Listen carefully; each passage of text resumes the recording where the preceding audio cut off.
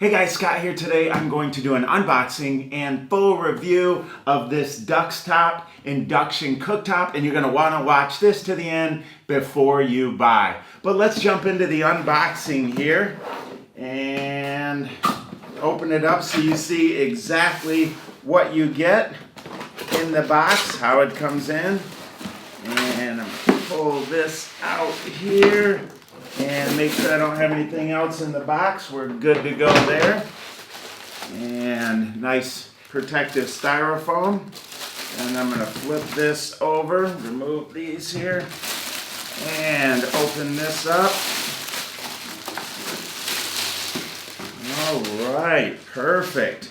Here is my induction cooktop, and it comes with a user manual here, as well as compatible and non-compatible cookware, and we'll get to that in a few minutes. And then also a little warning sticker as well, and then different types of power mode, temperature mode, basically kind of a little bit of quick start guides, if you will.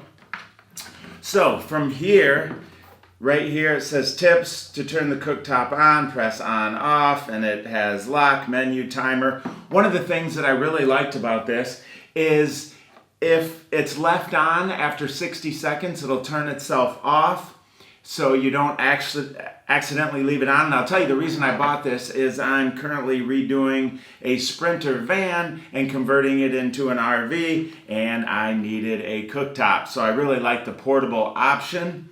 And from here, what I want to do is go ahead and plug this in so you can see exactly how it works.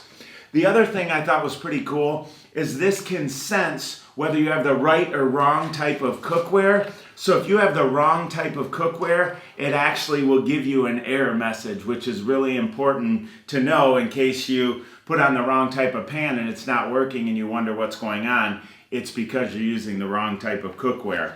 So right here is the on-off button right there. And as you can see, once it turns on, it has the blue LED light up and it's firing up. I can hear the fan right now.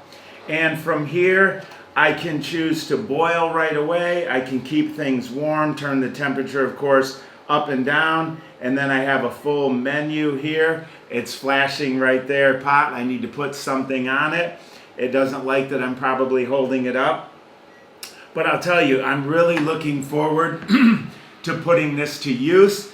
And I like the fact that it's fairly low amp. I think it's a 15 amp, so it's not going to take too much power, but it's portable. If I want to cook outside, I just use an extension cord.